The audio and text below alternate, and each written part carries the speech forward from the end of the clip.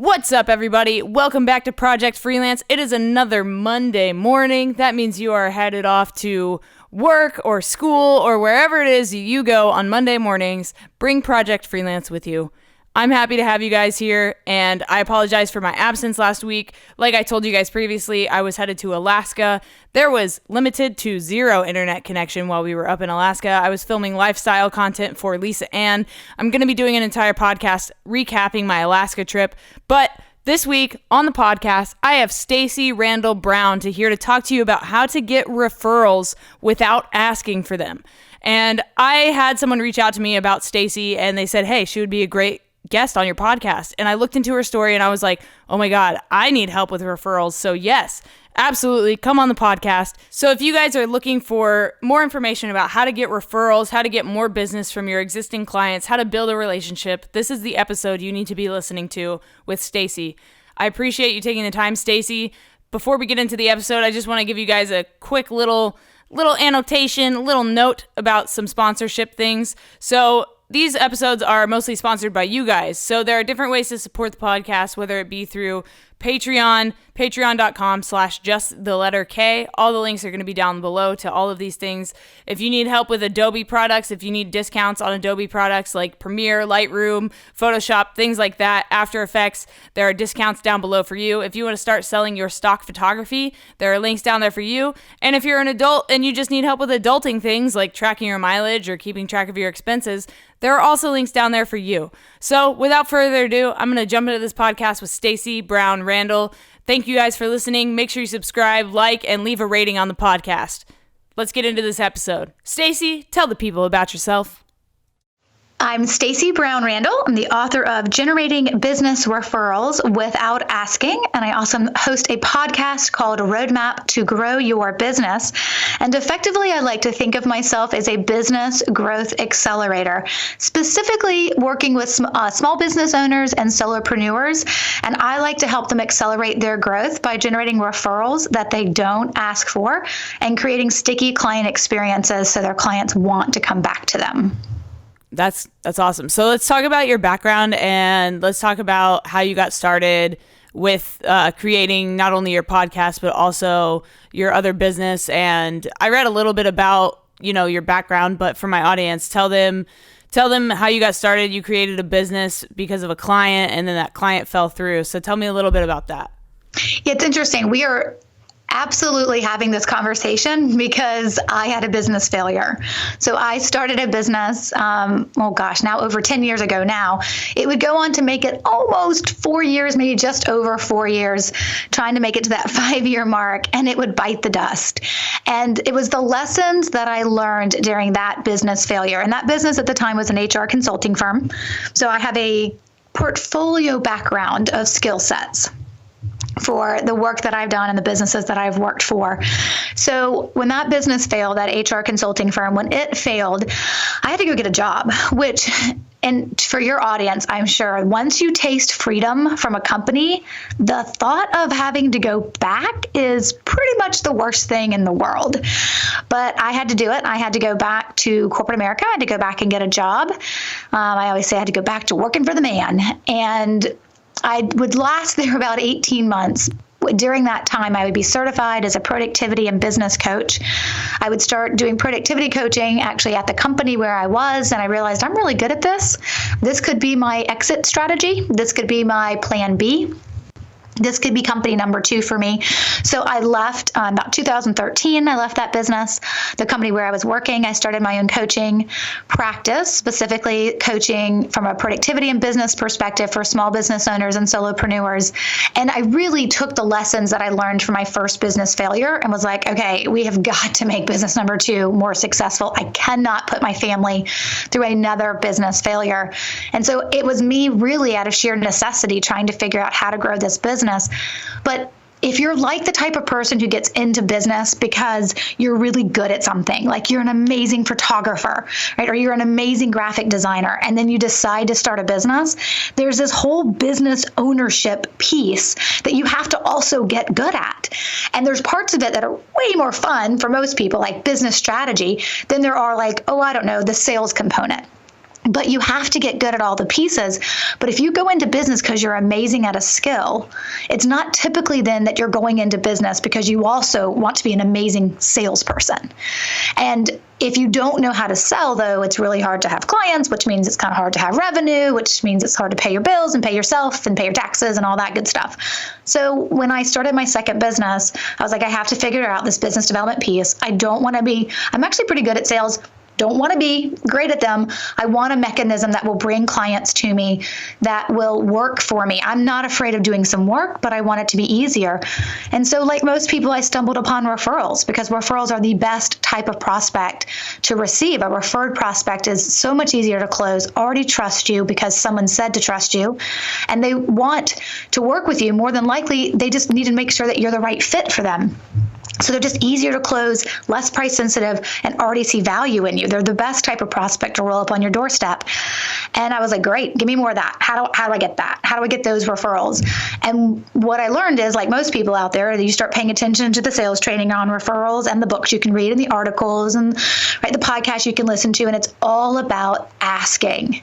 If you want a referral, well, okay, just go ask for it. And if you're not willing to ask for it, well, then you don't get them and there's something wrong with you. And all of that just slapped me in the face of, I think we've got some flawed logic here.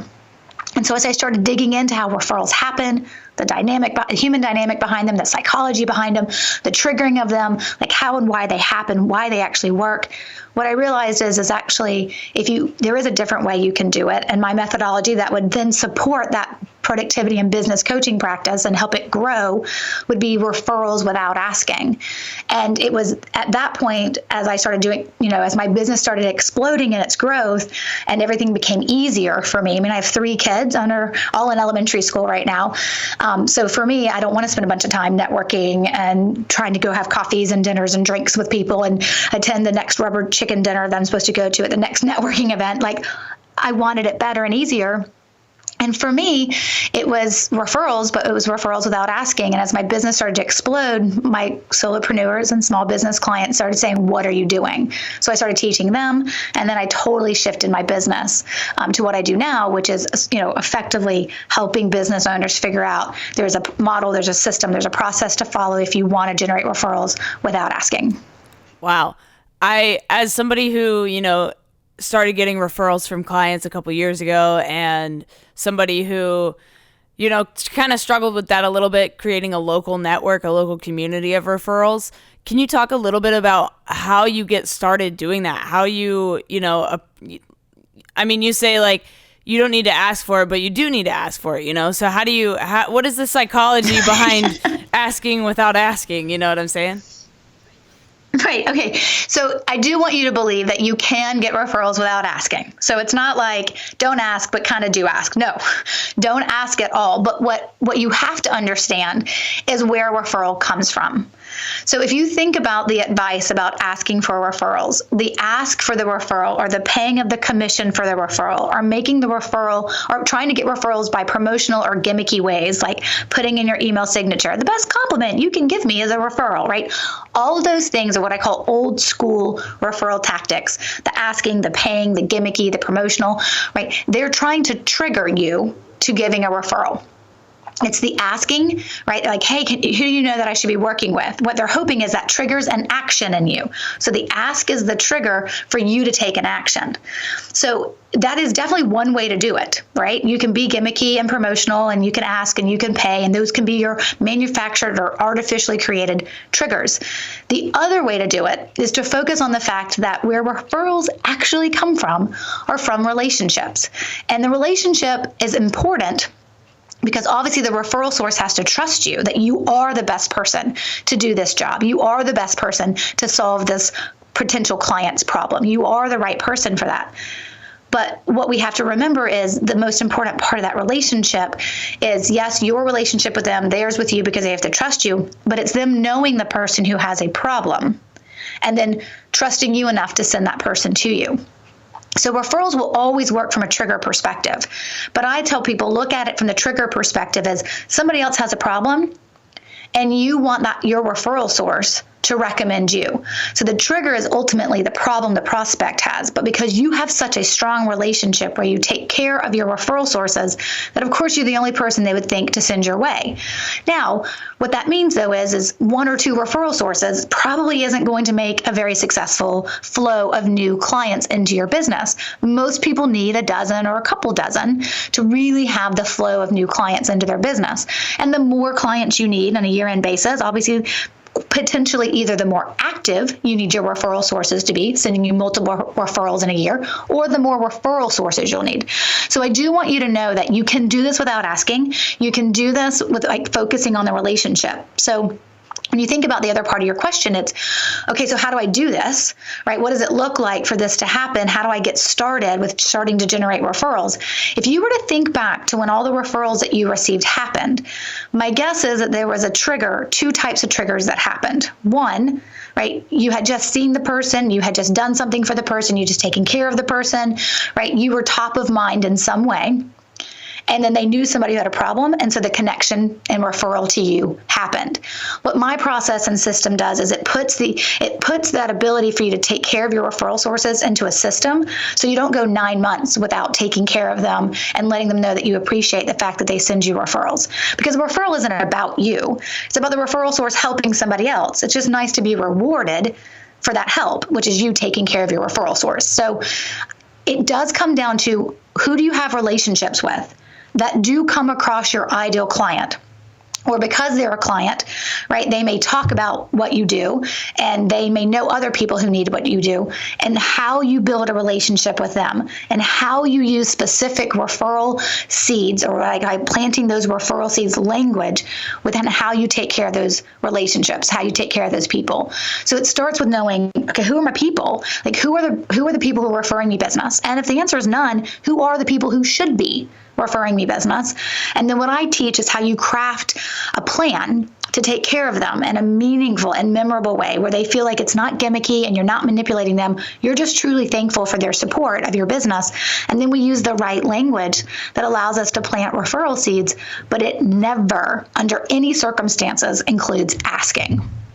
So let's talk about, because I have a lot of audience members that reach out to me and say, hey, I don't know how to build this relationship. I don't know how to, talk to my client outside of me creating this graphic design piece or me editing this video for them. How do you go about building a relationship with a client, especially for those that work remotely, that work online? It's a little bit harder to, meet face to face and build that meaningful relationship. So how would you go about doing something like that? Or what are some tips you could give on building a relationship for those that work remotely or work with, a lot of online work?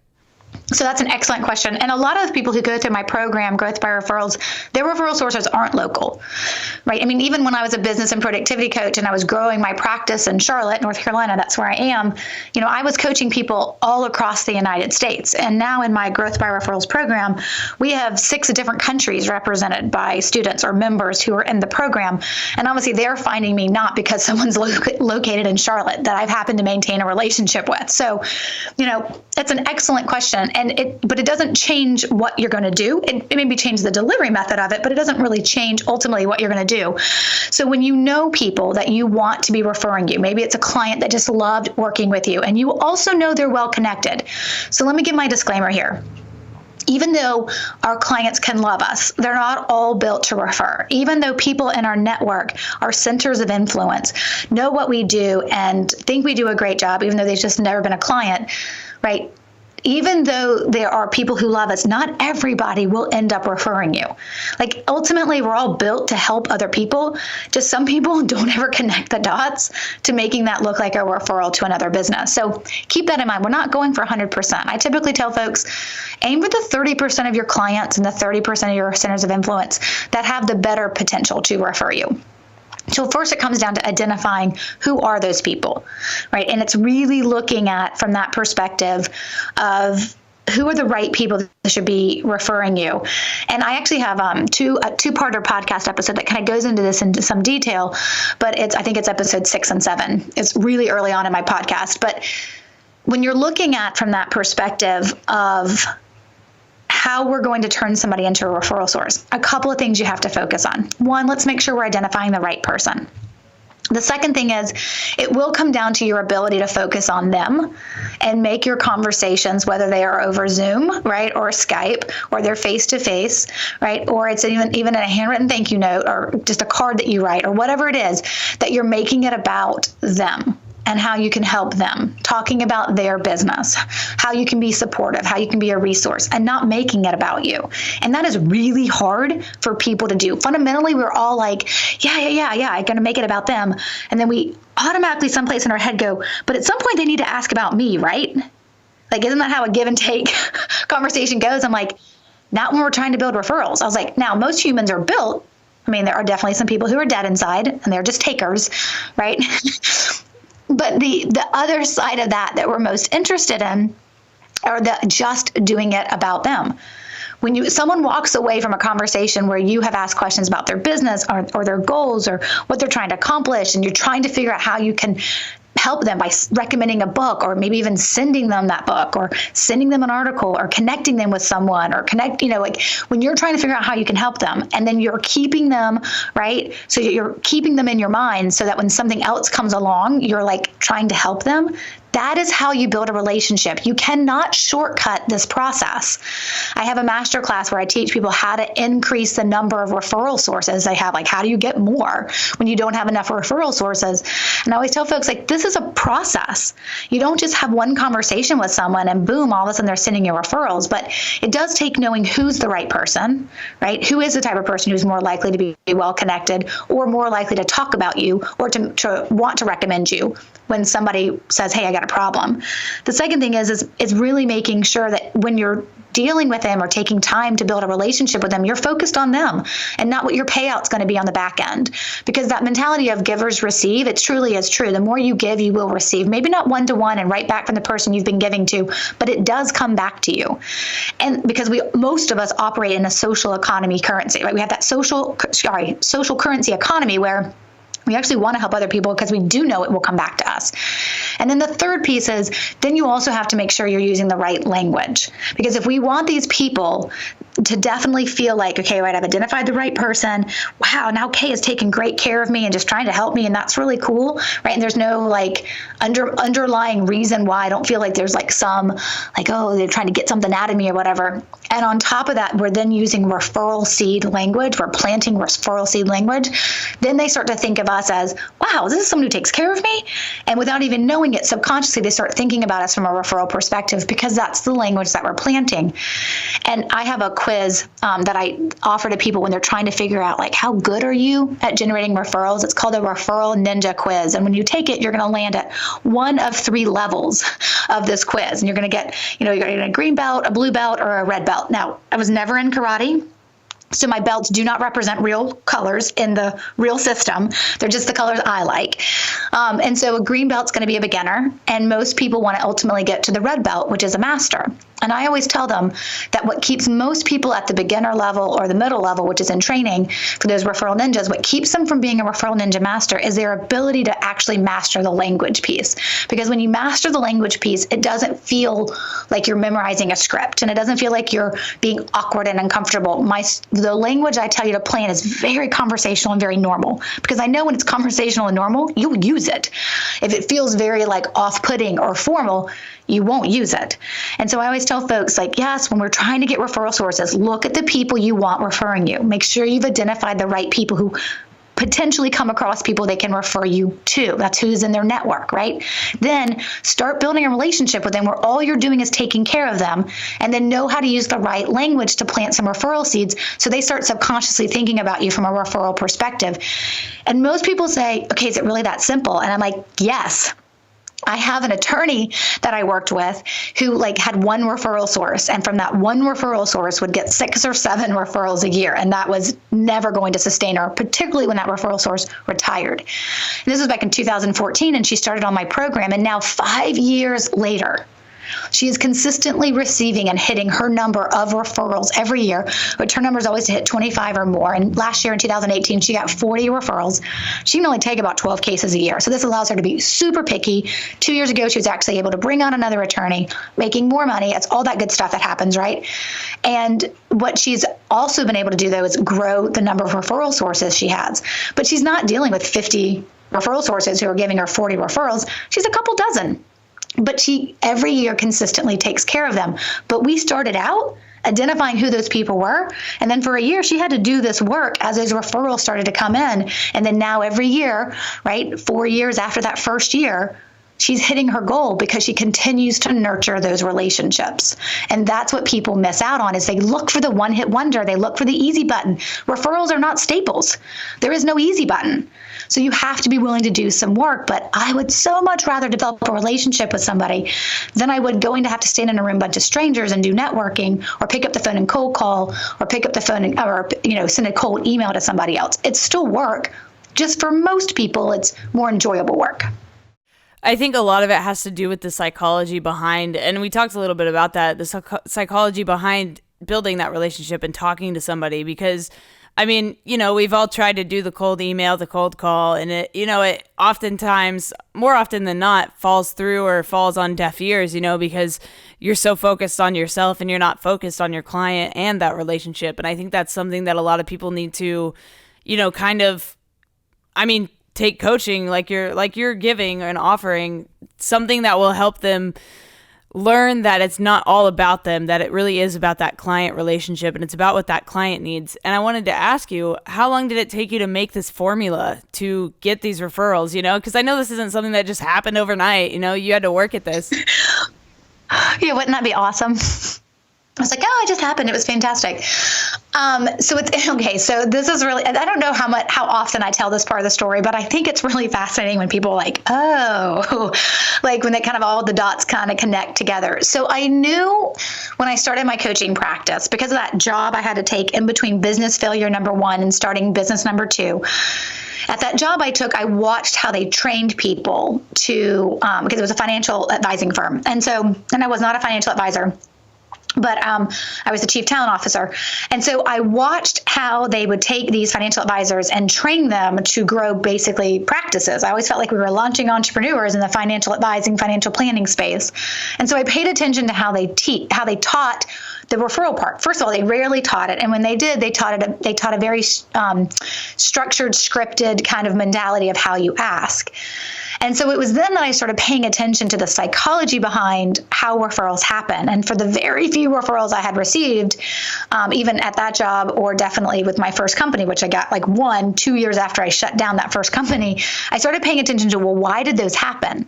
And so then I started asking other people, wait, when you get a referral, why do you think that happened? And it never came because they said, well, I asked for them.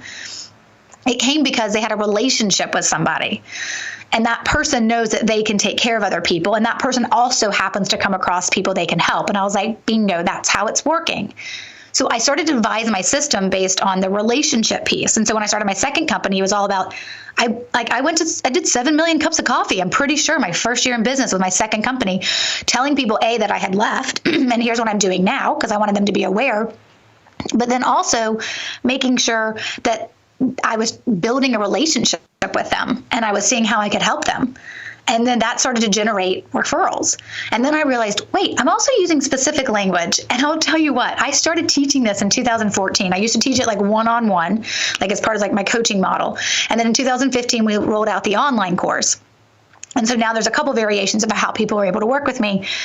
It really, I'm kind of embarrassed to say, it wasn't until 2016 when I realized what made me different from every other referral expert or trainer or salesperson out there teaching referrals was that I teach how not to ask. And that was like this massive, embarrassingly enough, because I've been teaching it for 2 years, of like, wait, that's actually what makes me different. That's my differentiator, is that I actually, every time I'm teaching someone, I'm never teaching them to ask. I am teaching them how to plant referral seeds, but fundamentally my process does not work when you ask, because the minute you ask, you take the focus off the relationship and you put it on you. And people really aren't interested in you. They're interested in themselves. They just are. And so when we look at it, and if they're giving a referral, they're interested in helping somebody else. You just happen to be the solution provider, but you're not the most important part of the process. And so when I started paying attention to that and realized, yeah, that's why you don't ask, then I think for me, that's when everything kind of like really, like the program had already been out, and that the fundamental principles of what I teach hasn't changed, but I've over time added more and more of that to the language module and to what this looks like, and helping people really refine the language piece. And so now here we are, 3 years later from that. And the process is really a refined approach now and has been for a while. And then when my book came out last year as well, everything just gets better with time. It's like wine, right? Everything just gets better with time. And now it's like, okay, this is it. This is how you do it. But it is something that I knew I was teaching. It was working. And then I realized, wait, I'm not even paying attention to everything I'm teaching. And then as all those kind of pieces came together, then it became this very well-oiled machine. And now I've had hundreds and hundreds of students go through the Growth by Referrals program and really been able to hone in on what people's pain points are and where they're struggling, and then providing more resources for that. And so it's interesting. It was still a journey, right? I mean, you're right. I did not wake up one day and be like, boom, this is how you do it. I was guinea pigging on my own business because I couldn't fail again. And then when I started teaching it to others, I think when you teach something you're good at, it forces you to figure out the pieces so you can teach the process over and over and over again and get everybody the same information so they can have the same type of results or whatever results they're looking for. And so that's kind of how the journey went. I want to switch gears real quick and talk a little bit about failure, because that's such a big part of, creating your own business. Unfortunately, it's just something that we all face. And I want to talk about how you got past your first business failure and got out of your full-time job to go back into business too, because it's a lot to take that jump again after a big failure like that. So how did you overcome the psychological barriers of starting business two after, the failure of business one? So it's definitely not an easy journey. It is, as you can imagine, a business failure is as financially painful and draining and as emotionally and mentally painful and draining. As you can imagine, it is all those things. But ultimately, the hardest piece, and I think what defines people who pick themselves up from their failure or don't, or allow their failure to define them or not, is that you can deal with the ego blow. And ultimately, that is what the hardest part of my failure was about. It was being able to have a conversation with somebody and getting myself to a place where I could say, yep, my business failed, and not feel shame around that and be like, yep, my business failed. And guess what? Here's what I've learned. And I'll tell you, my business failed, and I didn't talk about it as a failure for 2 years. So, my business failed back in, I think it was like 2011, 2012. When it failed, it was probably 2013, 2014, after I had started business number 2. So while I worked in that corporate job, I never talked about it as a business failure. I'm like everybody else, I think. And I found a way to spin it that made me comfortable sharing the story, which was I came across a great job opportunity that I could not say no to. And in fact, I was dying inside because I was back in corporate America. Right? I don't know if you've ever had this experience, but I would walk into the lobby of the job every morning, and I would, because, I was working at a job, I was back in like heels and suits. Right now, I'm like, I never put those on unless I have to, right?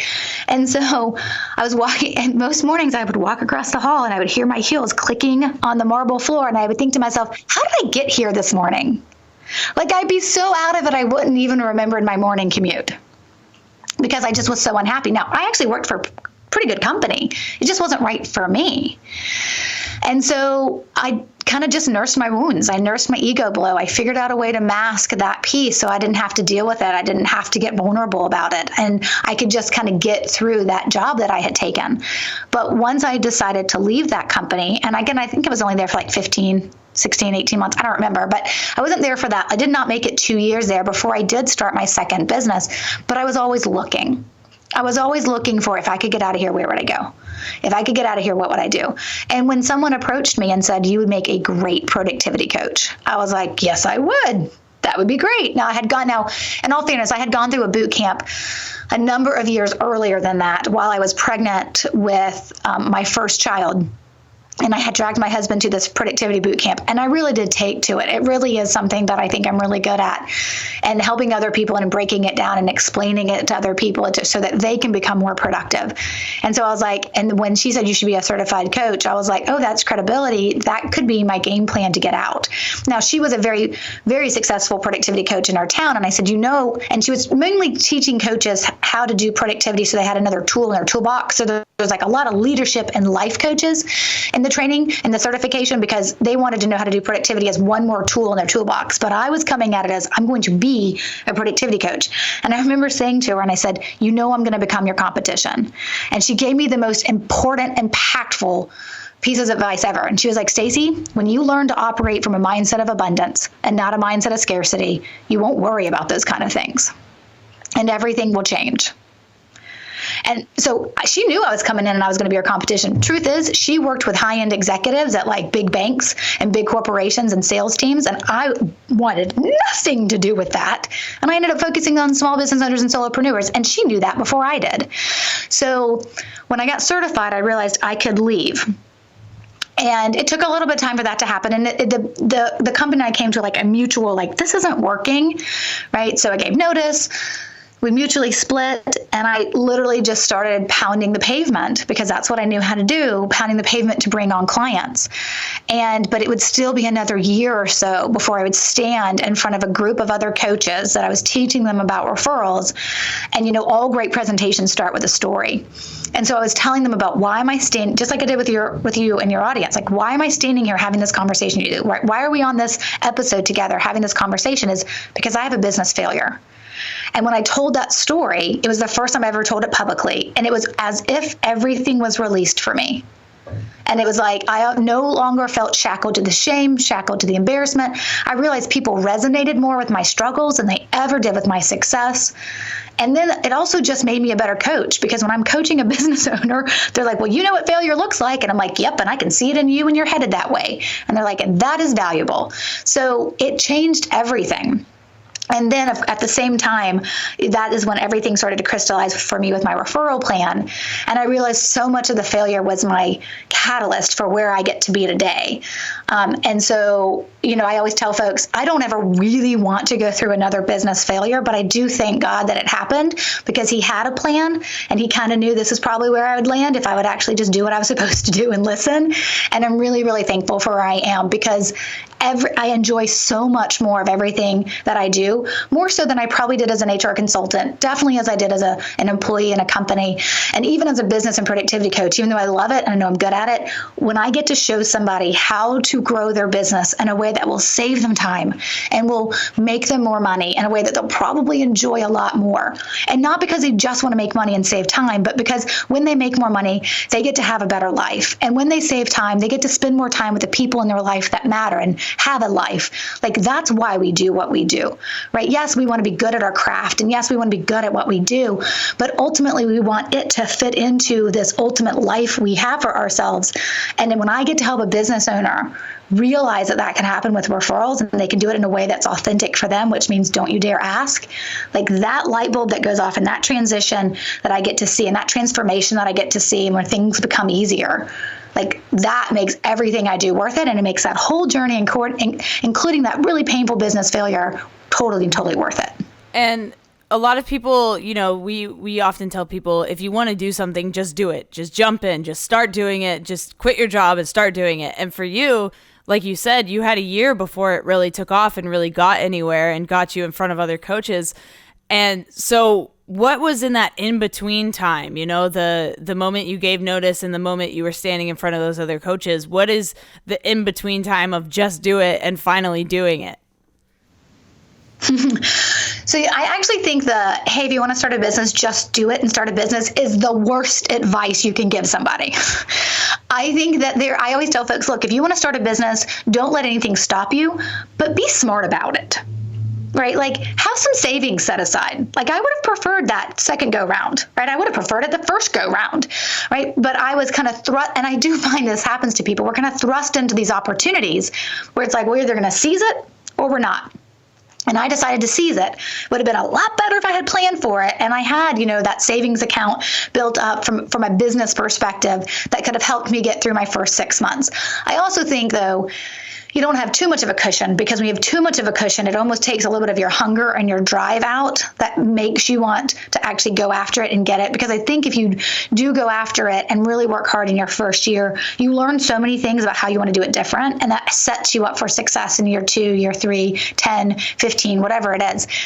And so I think from that perspective, first, yes, if you want to start a business, do it. I can't imagine not having this journey. I can't imagine not rolling in like I did today in yoga pants, right? And just having the day the way that I wanted it to go, regardless of what's on my calendar, and loving every minute of it. I mean, I don't love every minute of it, right? I mean, every time my bookkeeper calls, I'm like, I groan inside, right? But No offense to my bookkeeper. They are awesome. But, I think that there is this idea that sometimes the first year is supposed to be hard. Be smart about making the decision to jump, but expect the first year to be hard. Like, I was actually just having coffee with someone recently who's trying to decide, like, I've got this great process and system, and I really think I should just do it and start a consulting firm and do it. And I was like, yes, but let's figure out a few of the pieces in place before you jump and no longer have that W-2 salary. Like, make sure you're ready to go. It just makes it so much easier. Unfortunately for me, both of my things were triggers. Something happened, right? And I had to step away, right? So with the first one, when I left to start my first company, I was working at a company and something happened that just went against the morals of who I am as a person. And I didn't want to work there anymore. And so I made the decision to leave and didn't have anything lined up and was 4 weeks pregnant and did not know it. Not a good way to start a business either, right? And kind of like connected with a partnership that kind of helped me then launch my very first business. And it wasn't ideal, and it was a lot harder than it needed to be. Even when I started my second business, I got certified, I had a plan, but I necessarily wasn't ready when the company and I decided this isn't working, right? And so they gave me a little bit of runway too. But so I know that these things happen because it's like jump, so we just jump and we just make it work. But there are ways to actually make sure you're better prepared for it. But the first year should be hard. You should learn a lot, and you should pay attention to what you like and what you don't like, what works and what doesn't work, and make sure you're building a business you actually will enjoy and doesn't just become a job for you. Awesome. Talk a little bit about your Referral Ninja quiz. Talk about, maybe highlight some of the questions you have on there just so people can get a little taste or a little idea of what it is that will be on that quiz so that they can better themselves as solopreneurs. Yeah, so I think the quiz is great. Here's what I would tell you. It's 9 questions. So it won't take you more than a couple of minutes to take it. Actually, when I'm on stage speaking to a group, I have everybody in the audience take it so that I can then craft the rest of the presentation and what I'm going to teach them specific to the majority of the level that's sitting in the room, which, let me be honest, I've had over 1,000 people take the Referral Ninja quiz. And always, and I run these numbers about once a quarter just to make sure my statistics are still right, between 82 and 85% of everybody is going to be a beginner. So don't feel bad if you end up with a green belt and you're in the beginner level. Just about everybody ends up there. And there's only about another 12 to 13% that will land at the blue level, which is the middle level, which is in training. And that leads, you guys can do the math here, when you kind of add those all together, about 2%. Very rarely do I ever see get over 2% of all people who take that quiz are going to be a master. So, one of the very first questions that the quiz will ask you, and I don't want to give too much away because I do want people to answer it if they decide to take it in the moment without overthinking it, because it's the overthinking of it where we then skew our results, for better or for worse. I want it to be a true representation. But the very first question you're going to be asked, and it's one that I always find that people are like, why is that the first question? The first question is actually, do you believe you deserve referrals? Because the idea of receiving referrals comes from a mindset of actually being referable. Do you do good enough work? Do you take care of your clients? Do you build relationships? Are you talkable? Are you referable? And if you feel like, yes, I'm all those things, then you will believe you deserve them. But what you go on to learn is that, but you're not owed them. Just because you deserve them, that means we can get them for you. But it doesn't mean you're owed them. So no one's just going to hand them to you because you happen to be referable. There is some work to do.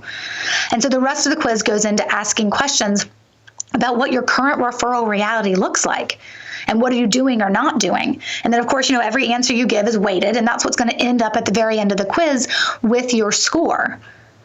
And again, like I said, right now it's like 84%. I just ran the numbers because I just did a webinar this week. 84% of people that have taken the quiz are at the beginner level, because most people don't know what they need to do to generate referrals. Now, the cool thing is when you take the quiz, you're going to get a PDF emailed to you that's going to break down an overview of kind of why are you a beginner? And then of course my Growth by Referrals program is built on the roadmap of taking you from beginner or in training and showing you what you need to do and teaching you what you need to do and having you do it so you can get yourself to the master level. Because ultimately, anytime I sit down with a VIP client where we're determining, they've got the online course, but they're doing it with me, and that's why they're a VIP.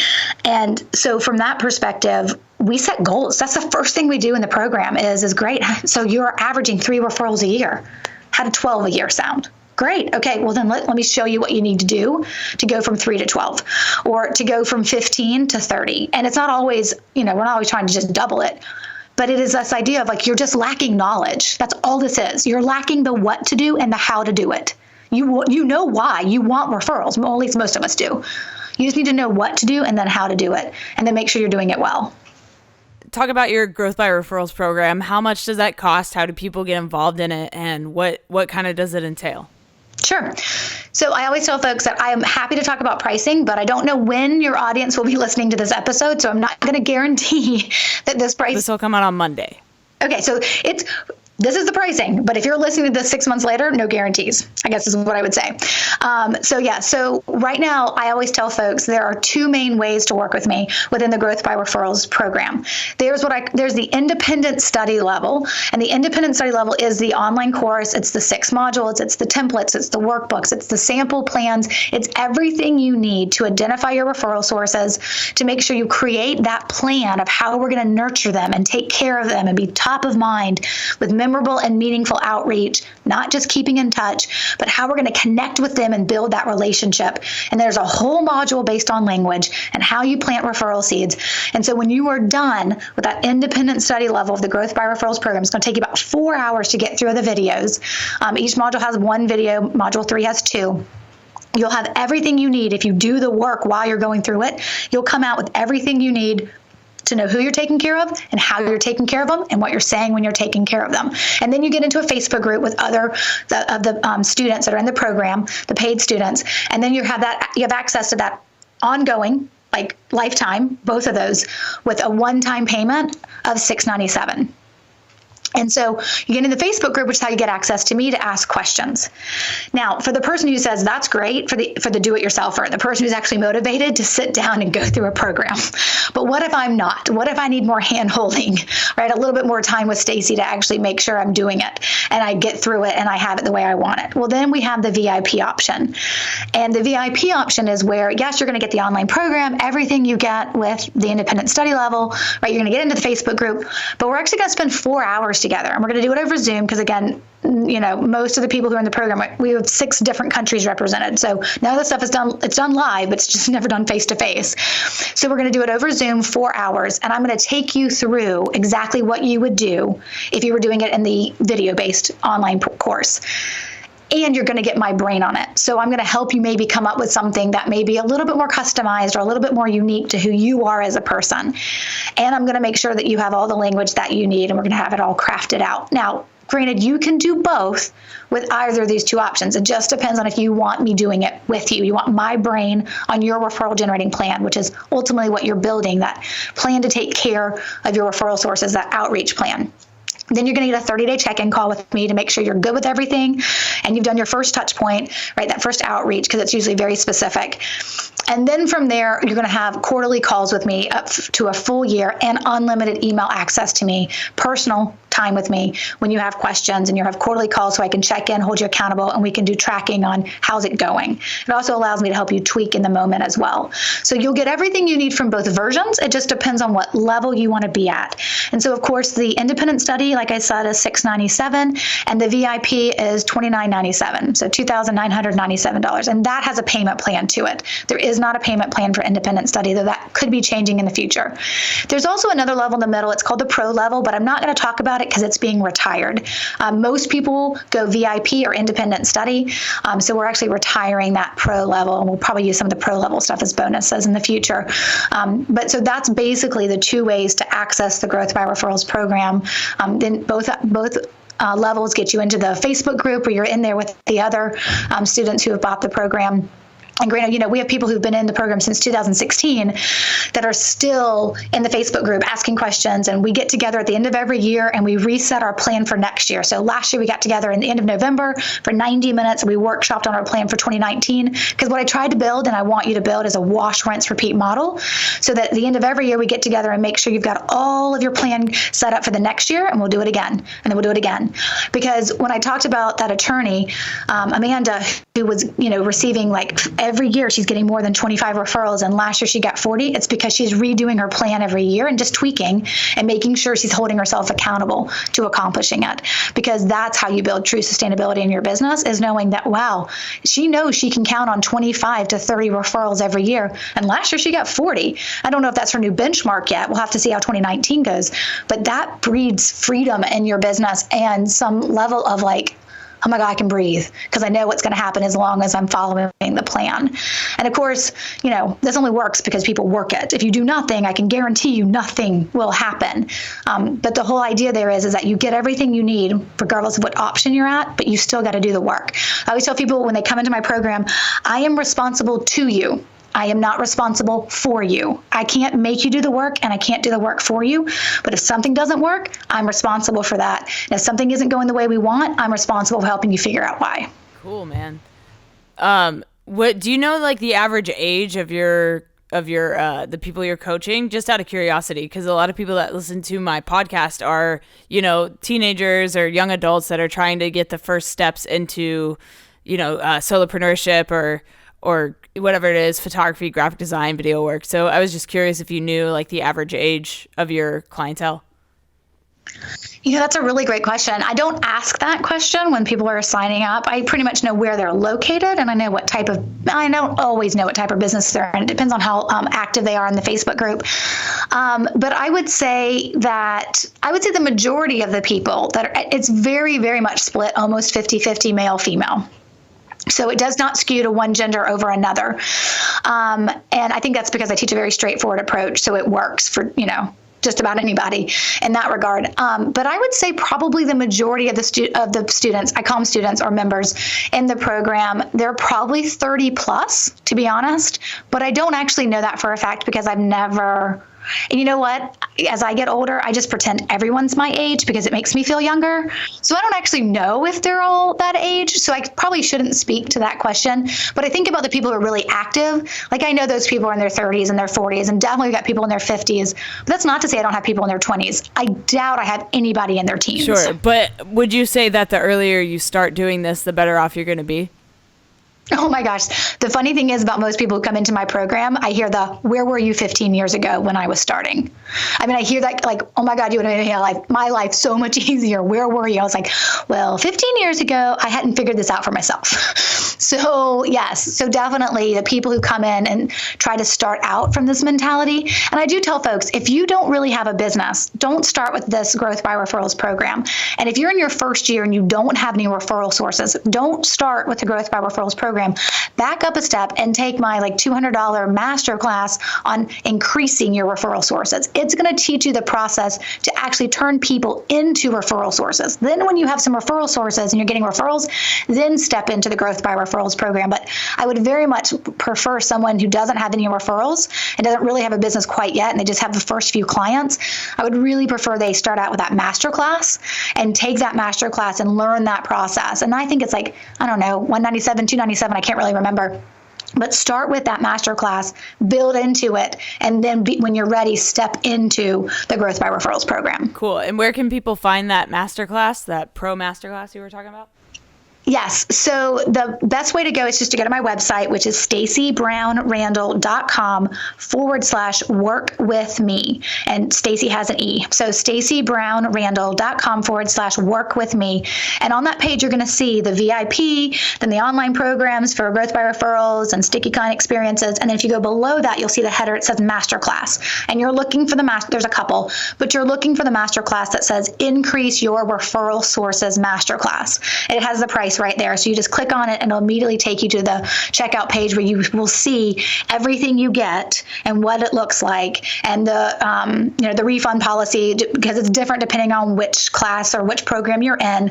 And then of course you can purchase right there on that page. Perfect. And my favorite question, last but not least, what is something that you know now that you wish you knew when you started? Oh, so many things.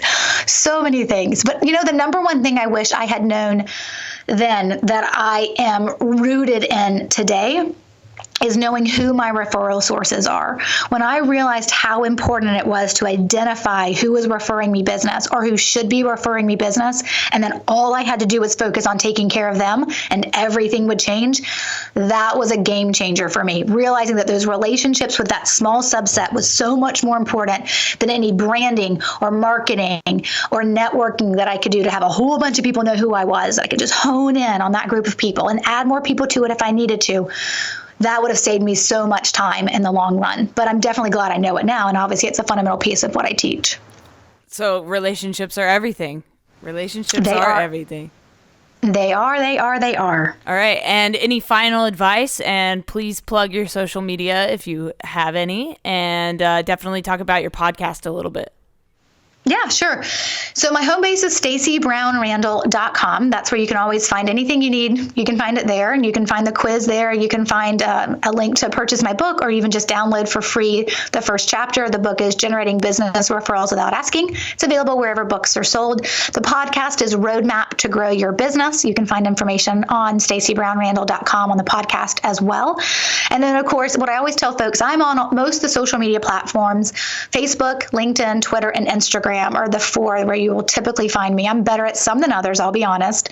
I do actually manage my own social media. I think the messaging is really important to me. And from that perspective, I do have a free group if you're on Facebook called Referrals Without Asking. And that's a great place that I send people to kind of come in and start getting information and understanding and learning about this whole idea of getting referrals without asking. There's over 1,200 people, other small business owners and solopreneurs, creatives, just like you guys, that are coming into that group on a daily basis and learning, like, okay, what does this look like if I want to generate referrals without asking? And so you can get to that by going to staceybrownrandall.com/community, and it'll redirect you to the Referrals Without Asking free Facebook group. Of course, that's separate from the paid student Facebook group, but that's a great place to get started. And I would say the last piece of advice that I would leave everyone with, it's a question I typically ask my daughter. So my youngest is my daughter, and she's 8. And it's a question that she and I ask each other. Now that she's 8, she asks me, but it used to be a question that I would just ask her. And the question is always this: were you brave today? And I think it's such an important idea that we should be fostering at such a young age, but not lose as we get older and the stakes get higher, is that we're still being brave every day and doing things that test our comfort zone and push us out of the boundaries of what we know to be comfortable. So just ask yourself every day, was I brave today? And maybe you're not brave every day. I'm definitely not brave every day, but hopefully you're being more brave on more days than you're not. And I think that is how we push ourselves. That is how we see success. That is how we build momentum and we see progress happen. Very cool. Thank you for being on this podcast. I appreciate you taking the time. No, it was great. I thought you asked good questions. And you know what? I really applaud you for not being scared to ask the question about my course and what it cost. Because it's always interesting to me how people are like, well, you probably don't want to talk about that. I'm like, why not? I mean, people need to know. They need to know, and they don't have to necessarily go searching for it to know it. They'll know if $700 is something they can afford or $3,000 or not. And that's why I liked your question about, like, when you said your audience skewed a little bit younger, I really appreciated being able to talk about the Increase Your Referral Sources Masterclass. One, because it's just more cost effective for people. And two, it really is where they need to start. They'll be lost if they come into the Growth by Referrals program without at least having some referral sources. So I think that was great that you could provide that option to your audience. Yeah, I definitely wanted to make sure that they knew because, I mean, like you just said, they are on the younger side, and $600, $3,000 might be a little bit much for them, but that first masterclass is probably a great way to go for a lot of them. So that's super helpful. Yeah, cool. Well, thank you. All right, that was Stacey Brown Randall on Project Freelance. Please be sure to check out all of her things. She has a podcast called Roadmap to Grow Your Business. Be sure to subscribe to that podcast if you guys want to learn more from her perspective. Check out her Referral Ninja quiz on her website. Check out the referral program that she has available for you guys. We talked about the pricing points in this episode, so you guys know what you're getting into before you look it up. I wanted to make sure that you guys knew all the pricing points because I knew that my audience is a little bit on the younger side, but now you guys know what's up. You know where to find everything. All the links to Stacey's socials will be down below and her website. Go check everything out. Thank you again, Stacey, for being on this episode of Project Freelance. If you liked this episode, leave it a rating. Let me know what you guys think of this podcast. It helps us grow on the iTunes, the Anchor, the Spotify charts, and it helps me get feedback from you guys directly. Thank you for listening. I will talk to you guys again next week on Project Freelance. Stay tuned, stay locked, stay strong, and keep enduring.